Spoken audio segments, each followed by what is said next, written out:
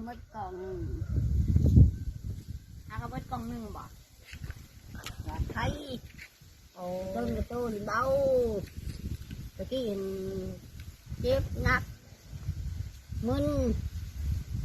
หัวใจเลยก็เต้นตึกวันนี้ก็บริเต้นหัวใจนะ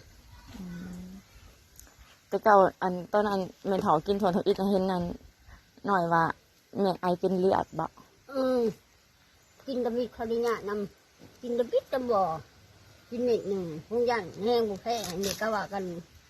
กินกันนั่นแหละก็จนเปล่าน้ำเอาเป็นแม่กินเม็ดเดียวที่เช้ามาไม่โหลดโบเพื่อนนะกินกลางคืนกินข้าวแล้วอะไรกินมันดิไม่โหลดโบบาทเดียวแหละเพื่อนนะทำพี่แล้วก็เศร้าเลยบ่บันแล้วก็บ่ไอยุไอน่ะยังไอยุแต่ว่าเลือดบ่ออกคือว่ามีเจ็บหัวนำบ่แม่เจ็บเขากินยาน่ะเขากินยาวินเนี่ยประมาณจักมื้อแม่มื้อเดียวแหละผู้บางคนเนี่ยเขาจนเปล่าน้ำว่ะอันแต่เก่านี่กันไปใช้มาใช้บ่ได้บ่เจ้านะ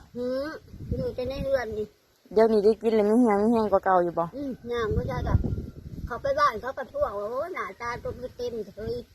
ตะกี้หน้าตายังบริมีเดียวก็อยู่เต็มขึ้นแล้วบ่นี่ฮะเขาว่าเต็มแล้วใครก็ทั่วเจ้าได้บ่เมื่อยบ่ไปย่างไปในบ้านนี่ย่างเขาในบ้านได้บ่เจ้านะได้ธรรมดากี่เข่าด้วยแม่แซ่บหันไปหอยเรือลังนี่ก็เช่าแล้วนี่ไปอีกเรือนเทิงนะก็เช่าลงมาก็เช่ายามเรือจะงอดที่หัวใจน่ะก็ติดจักแล้วก็มันจะขึ้นหัวใจน่ะก็แน่นขึ้นหันใจก็คือม้าชาวแดดนี่ที่นั่นอันเดียวนี่น่ะบริเช่าย่างคือเรื่องเทิงนี่บ่เช่าเมื่อยบ่เดียวนี่ฮะเขาจะว่าวันนี้ยังมั่งแท้ว่ะเพราะว่า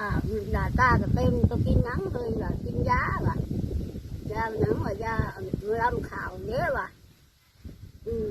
ยังไงเยอะมาเลยเบิ่เลยนี่เขาแสบนอนรับบ่แม่ตัวนี้เขานะเว้ยชาตินี้ก็ลงมาเจอยกกินน่ะกินหลักก็ลงจานลงจานก็กินอีกน้ำยาคูอันย่องมากนะ